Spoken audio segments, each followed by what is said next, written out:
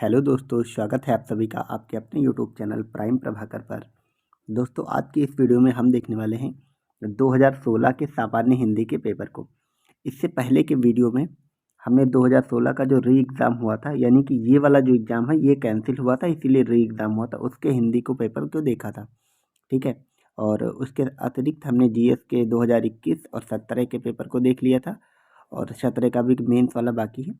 तो हम एक एक करके पहले हिंदी के पेपर देख रहे हैं, उसके बाद हम जीएस के पेपर देखेंगे। ठीक है, तो चलिए इस हिंदी के पेपर की शुरुआत करते हैं। ये वो वाला पेपर है जो निरस्त कर दिया गया था। ठीक है, तो इसमें केवल और केवल प्रीलिम्स का पेपर है। ठीक है, तो चलिए इस पेपर की शुरुआत करते हैं।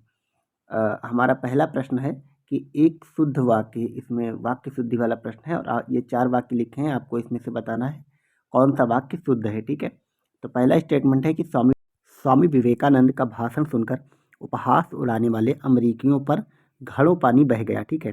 दूसरा है बाजार का साप्ताहिक अवकाश सोमवार को रहता है, वह दुखी स्त्री वैधव्यता का जीवन बिता रही है, मैं सपरिवार आनंदित हूँ। तो आप लोग पहले खुद से इसका आंसर करिए, उसके बाद वीडियो को पॉज कर सकते हैं, उसके बाद आप मेरा आंसर सुनिए। ठीक है, तो जो इसमें शुद्ध वाक्य है वो है option number A, Swami Vivekananda का भाषण सुनकर उपहास उड़ाने वाले अमेरिकियों पर घड़ों पानी बढ़ गया। ये सही है। बाकी के तीनों गलत हैं। क्यों गलत हैं? क्योंकि बाजार का साप्ताहिक अवकाश नहीं होता है, बंदी होती है।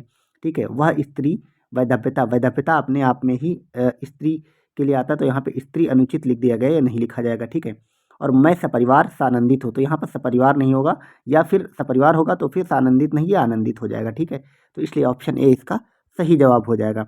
चलिए नेक्स्ट क्वेश्चन देखते हैं। नेक्स्ट है कि सवाल जवाब, बहस हुज्जत या दिए गए उत्तर पर उत्तर, इसके लिए एक शब्द क्या है? ऑप्शन है उत्तरापेक्षी, उत्तरण, प्रत्युत्तर और उत्तरोत्तर। तो इसका सही जवाब हो जाएगा ऑप्शन नंबर सी, प्रत्युत्तर। जब हम एक सवाल करते हैं, उसके बाद जवाब आता, उस जवाब पे फिर सवाल आता, फिर जवाब आता, तो इन सबको हम प्रत्युत्तर बोलते हैं। ठीक है, अगला पॉइंट है कि मदिरा पीने का प्याला के लिए एक शब्द क्या है? ये अनेक अनेक शब्दों के लिए एक शब्द वाला है क्वेश्चन है, जो आप देखते होंगे फ्लैक्स टाइप का होता है, फिल्मों में देखा होगा बहुत सारे, या वैसे भी वीडियोज़ में देखा होगा। नीचे खूब घड़ा टाइप से रहता है, ऊपर एक सुराही की तरह पतले चोन वाला होता है, उसमें मदिरा दारू वगैरह पीते हैं। ठीक है, तो उसको क्या बोलते हैं? तो उसको जो है चषक बोलते हैं। ठीक है, चषक में चस्क चस्क चम्स ऐसे होता, तो जो ये वाला सा है और पूरा सा रहता है, तो ये जो चषक होता है इसको मदिरा पीने का प्याला बोलते हैं। तो ऑप्शन नंबर डी इसका सही जवाब हो जाएगा। नेक्स्ट देखते हैं कि जो स्त्री के वशीभूत है उसके लिए एक शब्द कौन है? ठीक है, स्त्री प्रेमी, स्त्रैण, स्त्रियोचित या स्त्रियावशी। तो इसका सही जवाब हो जाएगा ऑप्शन नंबर बी, स्त्रैण। जो स्त्री के वशीभूत होता उसको स्त्रीगण कहते हैं। ठीक है, और जो स्त्री के अनुरूप होता उसको स्त्रियोचित कहते हैं। स्त्रियावशी मतलब होता जो स्त्री तीन वचन टाइप का लेके एक त्रिवाचक टाइप से कराती है, उसको बोलते हैं। और स्त्री प्रेमी मतलब वह पुरुष जो स्त्री से प्रेम करता है। ठीक है, तो ये हो जाएगा। अगला हमारा पॉइंट है, इसमें आपको शुद्ध वाक्य पहचाना है। अगले प्रश्न में, भारतवर्ष के अतीत में कई निर्दयी शासक हुए, एकत्रित भीड़ जय जयकार कर रही थी, गांधी जी चरखा चलाते थे, एक एक करके प्रत्येक छात्र निकल गए। इसमें जो सही वाक्य है वो है option number C, Gandhi ji चरखा चलाते थे। बाकी सारे के सारे गलत हैं। ठीक है, तो भारतवर्ष के अतीत में कई निर्दयी नहीं, निर्दय होगा यहाँ पे। ठीक है, अगर निर्दयी आप बोल दोगे तो शासक नहीं लगेगा। ठीक है, तो यहाँ पे निर्दयी नहीं निर्दय हो जाएगा, इसलिए ये गलत है। दूसरा है एकत्रित, यहाँ पे एकत्रित एक्स्ट्रा लिखा गया है, भीड़ अपने आप में एकत्रित ही होती है। ठीक है, एक एक करके प्रत्येक छात्र कक्षा से निकल गए, एक एक करके और प्रत्येक, इसका मतलब एक ही होता है, इसलिए ये अनावश्यक लिखा गया, तो इसलिए ये भी गलत हो जाएगा। ठीक है, और ऑप्शन नंबर सी सही हो जाएगा। चलिए हम नेक्स्ट छठे क्वेश्चन पे आ गए, और इसको देखते हैं क्या है कि जिसे अपनी जगह से अलग कर दिया गया हो उसके लिए एक शब्द क्या है? ये सिंपल सा है, आप जानते हैं। कोई एक वस्तु यहाँ पे है, इसको उठा के यहाँ पे रख देंगे तो इस वस्तु का विस्थापन हो जाता है, तो इसलिए विस्थापन से यहाँ पे इसका ऑप्शन नंबर ए सही हो जाएगा, विस्थापित।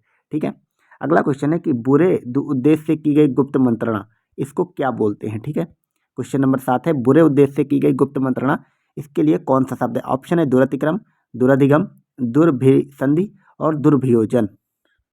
तो इसका सही जवाब हो जाएगा दुरभिसंधि, ऑप्शन नंबर सी। आप याद रखिए ना, वह संधि जो बुरे उद्देश्य से की जाती है उसको दुरभिसंधि कहते हैं। ठीक है, अगला हमारा क्वेश्चन है कि वह कन्या जिसके साथ विवाह का वचन दिया गया हो उसके लिए एक शब्द क्या हो जाएगा? यानी कि वह लड़की या वह कन्या जिसके साथ विवाह करने का वचन उसको दे दिया जाता है, उस कन्या को क्या बोलते हैं? ऑप्शन है वाग्दत्ता, वागदान, वाग्बध या वाग्विदग्ध। इसका सही जवाब हो जाएगा ऑप्शन नंबर ए, वाग्दत्ता। वाग्दत्ता उस कन्या को कहते हैं जिसको विवाह का वचन दिया जाता है। अगला क्वेश्चन है कि ऐसी जीविका जिसका कुछ ठीक ठिकाना ना हो उसके लिए क्या शब्द है? यानी कि आप कोई ऐसा काम कर रहे हैं, ऐसी जीविका आपकी है, ठीक है, जिसका कुछ ठिकाना ही नहीं, यानी कि वो कब आपकी जीविका खत्म हो जाए इसका कुछ पता नहीं रहता, ठीक है। तो इसमें ऑप्शन है आकाश कुसुम, आकाश वृत्ति, आकाश सलील, आकाश फल। तो इसका सही जवाब हो जाएगा ऑप्शन नंबर बी, आकाश वृत्ति, ठीक है। आकाश वृत्ति ऐसी जीविका को कहते हैं जिसका कुछ ठीक ठिकाना नहीं होता है। अगला क्वेश्चन है कि मरणासन अवस्था वाले के लिए एक शब्द क्या है? मैमर्त्य, मुमूर्षु, मृतगामी या निर्विकारी। तो आप बताइए मरणासन अवस्था किसको कहते हैं? तो इसका जो सही जवाब है वो हो जाएगा ऑप्शन नंबर ए, मैमर्त्य, ठीक है। क्योंकि मैमर्त्य जो है वो मरणासन अवस्था के लिए होता है और मृतगामी का तात्पर्य होता है जो मृत्यु को प्राप्त कर चुका होता है, जबकि निर्विकार का जो आशय है वो होता है विकार से रहित, यानी कि आपके अंदर कोई विकार नहीं है, ठीक है। और मरने की जो इच्छा रखने वाला व्यक्ति होता है उसको मुमूर्षु कहते हैं, ठीक है। तो ये आप इनके बाकी शब्दों का भी व्याख्या देख सकते हैं। चलिए अब नेक्स्ट हम आ गए हैं 11वें क्वेश्चन पे और देखते हैं कि तैरने या पार करने का इच्छुक, इसके लिए एक शब्द क्या है? ऑप्शन है तैराक, तितीर्षु, तारक या तारणक, ठीक है। तो तैरने की इच्छा रखने वाला जो होता है उसको क्या कहते हैं? आप इसका सही जवाब बताइए, ठीक है। तो जो तैरने या पार होने का इच्छुक होता है उसको बोलते हैं तितीर्षु। तो ऑप्शन नंबर बी सही हो जाएगा। आप इन क्वेश्चंस को ना मतलब रेडी भी कर लेंगे क्योंकि आर के एग्ज़ाम में ये सब बैक भी होते हैं, यानी कि इनको फिर से भी पूछा जाता है। खैर अगले क्वेश्चन को देखते हैं। चना का तत्सम रूप आपको बताना है। चणक, चणा, चाणक, चणाक। तो इसका एकदम सिंपल सा जवाब है चड़क। चना को चड़क कहते हैं तत्सम रूप में, ठीक है। अब चलिए 13वें क्वेश्चन को देखते हैं। तद्भव शब्द है चबूतरा, ठीक है, इसका आपको तत्सम रूप बताना है। एक तद्भव शब्द है चबूतरा, इसका आपको तत्सम रूप बनाना है। तो इसका सही जवाब हो जाएगा ऑप्शन नंबर डी, चतवाल, ठीक है। क्योंकि चारबूतरा, चरबूतरा, चरबूतर ये नहीं, चबूतरा का सिंपल सा है, ये आपको रटने ही पड़ेंगे ये सारे वाक्य। चबूतरा का तत्सम चतवाल होता है। अगला क्वेश्चन है निम्नलिखित में से एक तद्भव शब्द है। पूंजी, नयन, मूर्ख, शकुन। इसमें आपको बताना है तद्भव क्या है। तीन जो है वो तत्सम है और कोई एक है जो तद्भव है, ठीक है। तो इसका सही जवाब हो जाएगा ऑप्शन नंबर ए, पूंजी। पूंजी एक तद्भव शब्द है क्योंकि इसका जो तत्सम होता है वो पूंजी नहीं बल्कि पुंज होता है, ठीक है। बाकी नयन, मूर्ख और शकुन जो है ये सभी के सभी तत्सम शब्द हैं। अगला हमारा क्वेश्चन है बेंत का तत्सम रूप क्या है, ठीक है। बेंत एक शब्द है, उसका तत्सम बताना है। ऑप्शन है वेंत, वेत्र, वेंत्र और वेंत्री, ठीक है। तो बेंत का जो तत्सम होता है वो होता है वेत्र। तो ऑप्शन नंबर बी इसका सही जवाब हो जाएगा। अगला है कि युद्ध की इच्छा रखने वाला, इसके लिए एक शब्द क्या है? योद्धा, युद्धरत, युद्धवीर और युयुत्सु। तो ये एकदम सिंपल सा है, युद्ध की इच्छा रखने वाले व्यक्ति को युयुत्सु कहा जाता है, ठीक है। अब चलिए नेक्स्ट क्वेश्चन की तरफ बढ़ते हैं। यह है कि निम्नलिखित में से एक तत्भव शब्द कौन सा है? पंजर, पांचाली, पंडित और पंजीरी। इसमें आपको बताना है कि इसमें तत्भव शब्द क्या है, ठीक है। तो अगर इसमें हम तत्भव शब्द की बात करें तो इसमें जो पंजीरी शब्द है, ये पंजीरी ये तत्भव है। उसके अलावा पंजर, पंचाली, पंडित ये सभी के सभी तत्भव शब्द हैं, ठीक है। अगला क्वेश्चन है एक तत्भव शब्द, फिर आपको तत्भव पहचानना है। इस तरह के बहुत सारे 5-6 सवाल आते हैं जिसमें आपको तत्सम या तत्भव पूछने को देता है, ठीक है। अटल, आतुर, अतिथि और अजीर। आपको बताना है कि इसमें से कौन सा तत्भव है। तो इसका सही जवाब हो जाएगा ऑप्शन नंबर ए, अटल। अटल जो है वो तत्भव है, बाकी सभी के सभी तत्सम हैं, ठीक है। नेक्स्ट हमारा क्वेश्चन है कि ऊन का तत्सम रूप क्या है? ऑप्शन है ऊन्य, ऊर्ण, उरण और ऊर्ण, ठीक है। ऊन का तत्भव शब्द आपको बताना है, ठीक है। तो ऊन का जो तत्सम रूप है वो ऊर्ण होता है, ये वाला जो डी नंबर ऑप्शन है। अगला क्वेश्चन है थाली का तत्सम रूप क्या है, ठीक है। तो थाली का तत्सम रूप जो है ऑप्शन है स्थाली, थालिका, थ्याली, थाल। तो थाली का तत्सम होता है थ्याली, सॉरी स्थाली, ठीक है। ये जो ऑप्शन नंबर ए में स्थाली लिखा है ये थाली का तत्सम रूप होता है, आप याद रखेंगे, ठीक है। अगला है जामुन का तत्सम रूप क्या है? यामुन, यामुड़, जम्बू और जाबून। तो जामुन का तत्सम जो है वो होता है जम्बू। ऑप्शन नंबर सी इसका सही जवाब हो जाएगा। अगला है एक तत्सम शब्द है अनहित, विनती, डाकिनी और अटारी। इसमें आपको बताना है कौन सा तत्सम है। तो इसमें जो डाकिनी है ये एक अपने आप में तत्सम शब्द है, बाकी सभी के सभी तत्भव शब्द हैं, ठीक है। क्योंकि अनहित, विनती और अटारी तत्भव है जबकि डाकिनी तत्सम है। और डाकिनी तत्सम है तो इसका तत्भव क्या होता है? इसका तत्सम हो जाता है डाइन।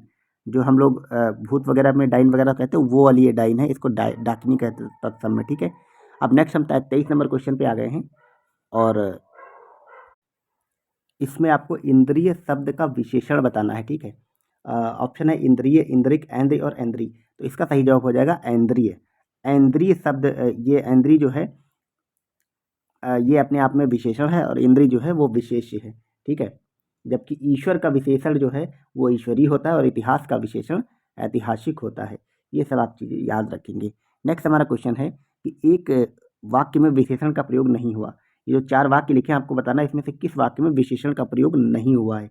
तो इसका जो सही जवाब है वो हो जाएगा ऑप्शन नंबर ए, वह विद्यार्थी है। ये सिंपल सा सेंटेंस है, इसमें कोई विशेषण नहीं। जैसे बी वाले में है वह लड़का विद्यार्थी, तो इसमें वह लड़के की विशेषता बताएगी कि विद्यार्थी है, तो इसलिए नहीं होगा। वह प्रबुद्ध विद्यार्थी, इसमें विद्यार्थी की विशेषता प्रबुद्ध बताएगी। वह परिश्रमी भी है, तो यहाँ पे परिश्रमी उसका विशेषण, लेकिन वह विद्यार्थी ये कोई विशेषण नहीं है, वो यूज हुआ है, ठीक है। इसलिए ऑप्शन ए सही हो जाएगा। अगला क्वेश्चन, एक विशेषण शब्द नहीं है, लजीला, लाडला, लांछन और लापता। आप बताइए कि इसमें से ऐसा कौन सा शब्द है जो विशेषण नहीं है। तो इसका सही जवाब हो जाएगा ऑप्शन नंबर सी, लांछन। लांछन अपने आप में विशेषण नहीं। विशेषण क्या होता है, संज्ञा या सर्वनाम की जो विशेषता बताने वाले शब्द होते हैं वो विशेषण कहलाते हैं, और विशेषण के प्रयोग से जिस संज्ञा अथवा सर्वनाम का गुण प्रकट होता है उसको हम विशेष्य कहते हैं। और इस क्वेश्चन में आप देख रहे हैं लजीला, लाडला और लापता ये विशेषण है, जबकि लांछन जो है वो अपने आप में विशेष है, ठीक है, क्योंकि लजीला, लाडला और लापता ये विशेषता बता रहे हैं, लांछन जो है वो अपने आप में विशेष है, ठीक है। तो अब नेक्स्ट क्वेश्चन देखते हैं 26 नंबर, युद्ध देखकर अशोक का कठोर हृदय मोम जैसा पिघल गया। इस वाक्य में आपको विशेष्य बताना है। सिंपल सा क्वेश्चन है। आप यहाँ पे कंफ्यूज हो जाएंगे क्योंकि अशोक के हृदय की बात की जा रही है, अशोक की, तो मोस्टली लोग अशोक को नाउन या संज्ञा समझ के, ठीक है, अशोक को टिक कर देंगे, जबकि इसका आंसर अशोक नहीं है। इसमें आप देखें, अगर ध्यान से पढ़ें तो इसमें जो अशोक का हृदय है वो पिघला, यानी कि अशोक का जो हृदय है वो अपने आप में विशेष हो जाएगा, ठीक है। तो हृदय इसमें विशेष है, इसलिए ऑप्शन नंबर सी सही हो जाएगा। नेक्स्ट हमारा क्वेश्चन है, निम्नलिखित शब्दों में से एक विशेषण नहीं है। ऑप्शन है श्रव्य, शर्व, गर्व और भव्य। इसमें आपको बताना है कि कौन सा विशेषण नहीं। तो इसमें ऑप्शन नंबर जो सी है, गर्व, ये विशेषण नहीं है, क्योंकि गर्व किसी की विशेषता नहीं बताता है, तो ये विशेष हो जाएगा। अगला 28 नंबर क्वेश्चन है कि निम्नलिखित में से एक विशेषण कौन सा है। लाघव, महत्व, लघुता और महत, इसमें से आपको एक विशेषण बताना है, ठीक है। तो इसका जो विशेषण है वो हो जाएगा, इसका विशेषण हो जाएगा ऑप्शन नंबर डी, महत, क्योंकि महत अपने आप में विशेष है, ना कि विशेषण। अगला क्वेश्चन है, निम्नलिखित में से एक विशेषण शब्द नहीं। विशेषण नहीं पूछ रहा, उसका मतलब आपको विशेष से बताना है, ठीक है। बहुरूपिया, बातौनी, बादामी और बांका, आपको बताना है इसमें से कौन सा विशेषण नहीं। तो इसमें जो बांका है, ऑप्शन नंबर डी, ये सही होगा, ये विशेषण नहीं है।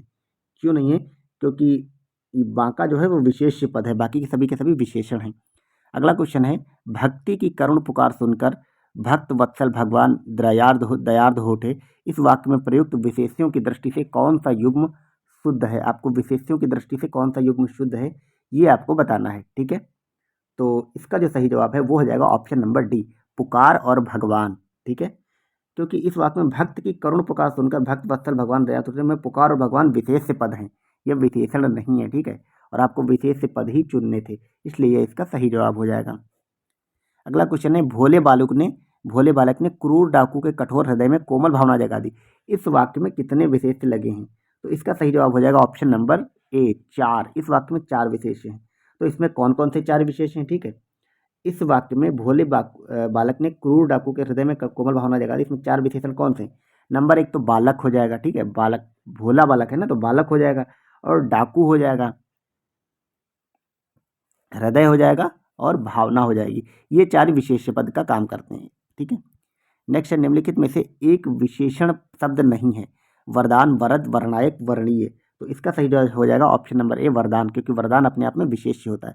आप विशेषण विशेष को अगर नहीं पहचान पा रहे हैं और आपने अभी तक नहीं पढ़ा, तो आप मेरे वीडियो के डिस्क्रिप्शन में जाके हिंदी की प्लेलिस्ट में जाएंगे। मैंने विशेषण विशेष की शुरुआत की 2 वीडियोज़ में यही सब पढ़ाया कि कौन सा विशेषण के प्रकार होते हैं और उनको कैसे पहचाना जाता है, कैसे विशेषण से विशेष्य बनते हैं, आप वहाँ से देख सकते हैं, ठीक है। चलिए अब नेक्स्ट देखते हैं, हम 33 नंबर क्वेश्चन पे आ गए हैं, पर्यायवाची शब्दों पे। निम्नलिखित शब्दों में से एक शब्द शंकर का पर्यायवाची नहीं है। ऑप्शन है ललाटाक्ष, गंगाधर, त्रिलोचन और शशधर। आपको बताना है कि इसमें से कौन सा शंकर का, यानी भगवान शंकर जो हैं उनका पर्यायवाची नहीं है, ठीक है। तो इसका जो सही जवाब हो जाएगा वो ऑप्शन नंबर डी हो जाएगा, शशधर, क्योंकि जो शशधर है वो शंकर के पर्यायवाची नहीं। शशधर जो है वो चंद्रमा का पर्यायवाची होता है। बाकी जो ललाटाक्ष, गंगाधर, त्रिलोचन, ये सब जो है ये भगवान शिव के पर्यायवाची हैं, ठीक है। नेक्स्ट देखते हैं कि निम्नलिखित में से एक शब्द आम का पर्यायवाची नहीं। ऑप्शन है अतिशौरभ, सहकार, अम्बु और रसाल। इसका सही जवाब हो जाएगा ऑप्शन नंबर सी, अम्बु। एक तो सिंपल सा है, क्योंकि अम्बु हम पानी को कहते हैं, जल को। अगला क्वेश्चन है कि पर्यायवाची की दृष्टि से एक वर्ग शुद्ध है, ये सारे के सारे वर्ग शुद्ध हैं, यानी कि कोई एक ऐसा वर्ग होगा, चार चार के ये जो ग्रुप जोड़े में बने हैं, जो एक ही शब्द का पर्यायवाची होगा। तो इनमें से कोई एक ऐसा है जो शुद्ध है, वो आपको पहचानना है। तो इसका जो सही जवाब है वो हो जाएगा ऑप्शन नंबर बी, सूर्य, रवि, दिनकर और तरिणी। ठीक है, सूर्य, रवि, दिनकर और तरिणी, ये इसका सही जवाब हो जाएगा।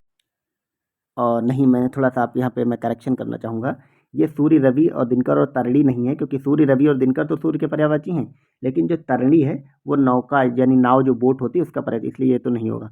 इसमें जो ऑप्शन नंबर ए है, सिंह, पंचानन, नाहर और मृगारी, ये सभी के सभी शेर के पर्यायवाची, तो इसलिए इसका ऑप्शन नंबर ए सही हो जाएगा। ठीक है, सॉरी फॉर द मिस्टेक, इतना आप लोग समझ लेंगे।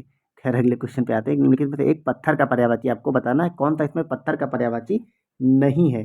ठीक है, तो पत्थर के पर्यायवाची की बात करें, इसमें जो प्रस्तर, उपम, पशम और पाहन, इसमें जो पशम है वो पत्थर का पर्यायवाची नहीं होगा, बाकी प्रस्तर, उपल और पाहन होंगे। ठीक है, क्योंकि जो पशम है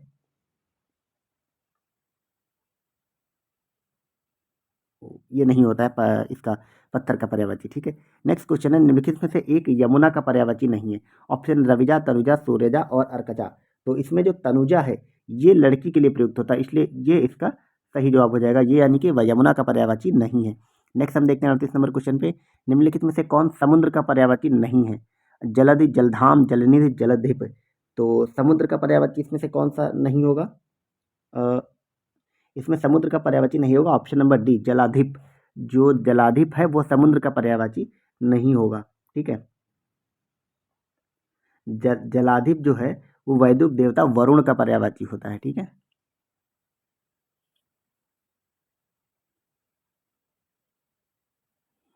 अगला देखते हैं, निम्नलिखित में से एक नदी का पर्यायवाची शब्द कौन है। निम्नगा, त्रिपथगा, कूलकंसा और कूलवती।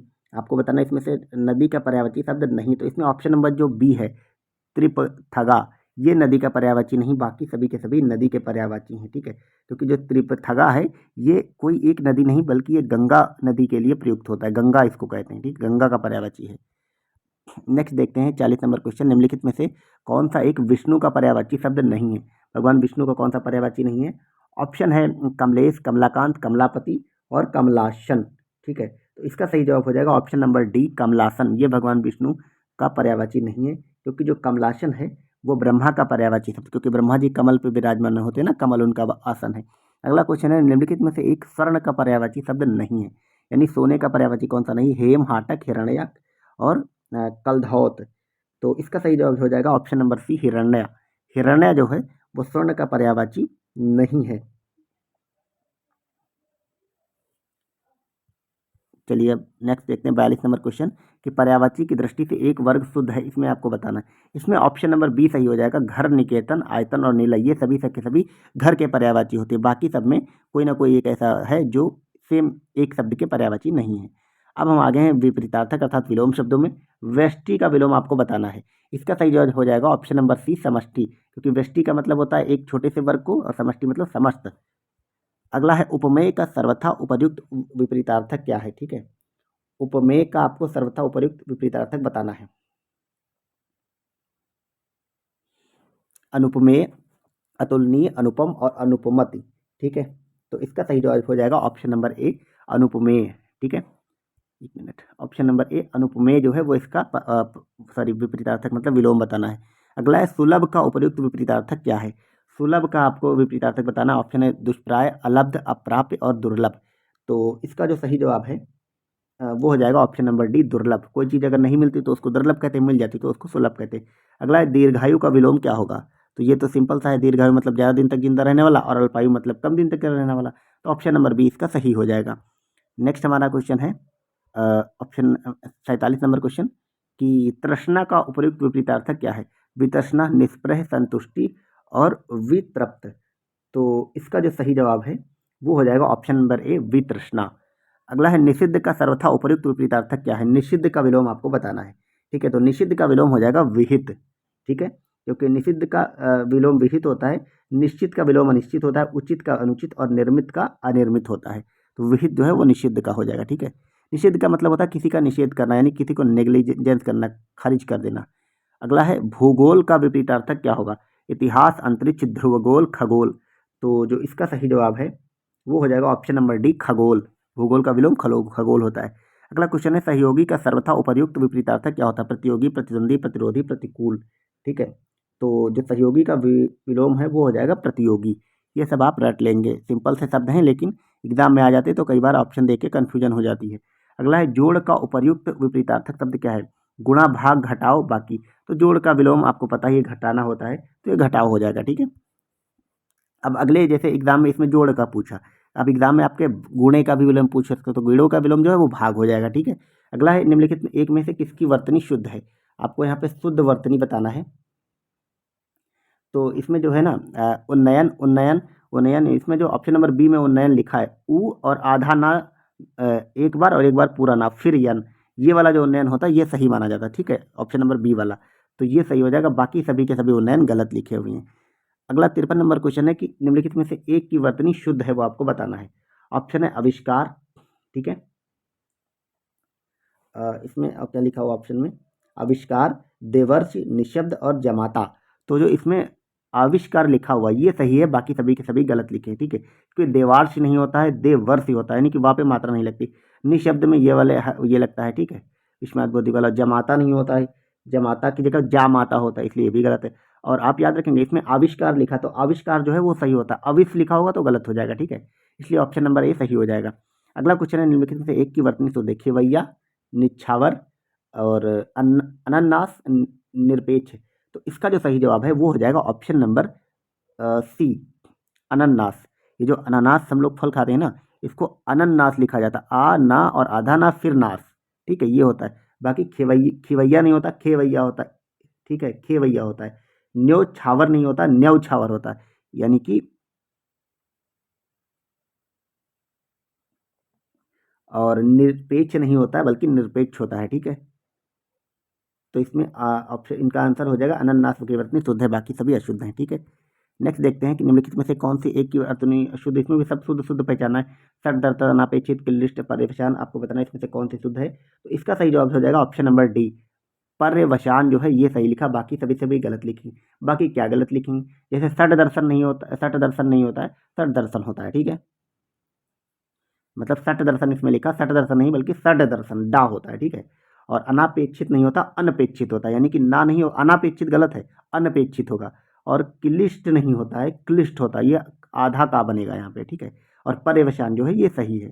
तो मैं आपको इसीलिए चार के चारों ऑप्शन सही बता दे रहा हूँ क्या उसका सही होता है। ठीक है, मोषक का उपयुक्त विपरीतार्थक क्या होगा? आपको मोषक का विलोम बताना है यहाँ पे। चूषक, अन्वेषक, शोषक, छिणकारी। तो इसका सही जवाब हो जाएगा शोषक।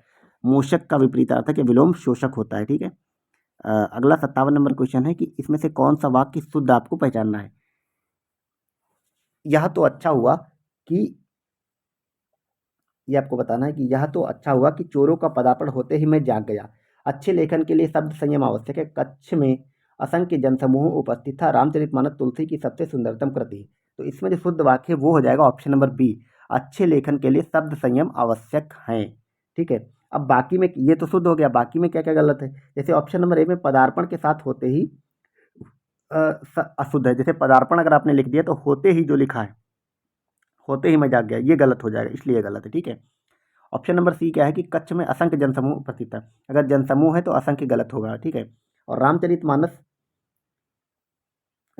सबसे के साथ में तुलसी की सबसे सुंदरतम कवि, सुंदरतम अगर लग गया या सुपरलेटिव डिग्री अपने आप में आ गई तो सबसे नहीं लगेगा, इसलिए गलत हो गया।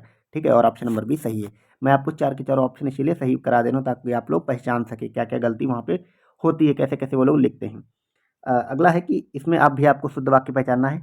ऑप्शन है खेत जोतने के पारंपरिक उपादान हल का स्थान अब ट्रैक्टर ने ले लिया है। निरपराधी के विरुद्ध दंडात्मक कार्यवाही का किया जाना दुर्भाग्यपूर्ण है। श्रीमती रेड्डी जिस स्तर की नृत्यांगन है उनके पति उस स्तर के नृत्यांगन नहीं है। शिक्षा प्रणाली जनोपयोगी होनी चाहिए। तो इसका जो सही जवाब है वो है ऑप्शन नंबर डी, शिक्षा प्रणाली जनोपयोगी होनी चाहिए। अब बाकी में क्या अशुद्ध है? जैसे विकल्प ए में उपादान शब्द का प्रयोग अशुद्ध है, जो कि नहीं होना चाहिए, उपादान नहीं होना चाहिए। ठीक है, और क्योंकि उपादान का तात्पर्य होता है व्यवहार में आने वाली वस्तुओं की सामग्री से। ठीक है, ऑप्शन नंबर बी में प्रयुक्त जो निरपराधी शब्द है इसकी जगह पे निरपराधी नहीं बल्कि निरपराध होगा, इसलिए ये गलत है। ठीक है, और तीसरे ऑप्शन में नृत्यांगन शब्द है उसकी जगह पे नृत्यांगन नहीं बल्कि यहाँ पे नर्तक शब्द होगा, ठीक है, इसलिए ये गलत है। पुरुष के लिए नर्तक शब्द आता है, नृत्यांगन नहीं आता है, इसलिए ये गलत है, इसलिए ऑप्शन नंबर डी सही है। नेक्स्ट है अगला, एक शुद्ध वाक्य फिर आपको पहचानना है कि, और इसमें ऑप्शन क्या है कि पर्वतीय प्रदेश में प्रातःकाल का दृश्य बहुत चित्ताकर्षक होता है और प्रत्येक धर्म के लिए अच्छा सद्भाव रखना हमारा कर्तव्य है। मेरे वेतन का अधिकांश भाग बच्चों की पढ़ाई में ही खर्च हो जाता है, इस बात का स्पष्टीकरण करना आवश्यक है। इसमें ऑप्शन नंबर जो ए है वो एकदम से सही है, बाकी सभी गलत हैं। बाकी क्या गलत है, ठीक है, कि जैसे ऑप्शन नंबर बी में अच्छा के साथ सद्भाव का शब्द प्रयोग हुआ है, जो कि गलत हो जाएगा। ऑप्शन नंबर सी में क्या है कि अधिकांश के साथ साथ भाग का शब्द प्रयोग हुआ, ये भी गलत है, और इस बात का स्पष्टीकरण करना आवश्यक है। तो स्पष्टीकरण में साथ के साथ करना शब्द प्रयुक्त हुआ, जो कि अशुद्ध है क्योंकि दिया जाता है, ठीक है। अगला क्वेश्चन है कि एक की वर्तनी शुद्ध है, आपको बताना है इसमें शुद्ध वर्तनी किसकी है। राजमहल, ठीक है, एक मिनट, हाँ ठीक है, आपको बताना है राजमहल, कोमलांगनी, निरोग और अक्षोहिणी। तो इसमें जो अक्षोहिणी है ये सही लिखा हुआ, बाकी सभी के सभी गलत अशुद्धि। तो इस प्रकार हमने 2016 के पेपर को कंप्लीट देख लिया और जितने भी ऑप्शन रहते हैं उन सबको भी अच्छे से बारीकी से अध्ययन कर लिया है। आप वीडियो को ज़रूर पूरा देखें, क्योंकि वीडियो को पूरा देखेंगे तो आपको न केवल एक आंसर मिलेगा 60, बल्कि उसके जो अन्य 3 ऑप्शन हैं उनके बारे में भी संपूर्ण जानकारी मिलेगी। आपको वीडियो अगर यूज़फुल लगा हो तो आप चैनल को लाइक, शेयर एंड सब्सक्राइब कर सकते हैं। एंड आप लोग अपनी तैयारी जारी रखिए और मेरे वीडियोज़ को इसी तरह से देखते रहिए, अपना सपोर्ट बनाए रखिए। Thank you so much for watching.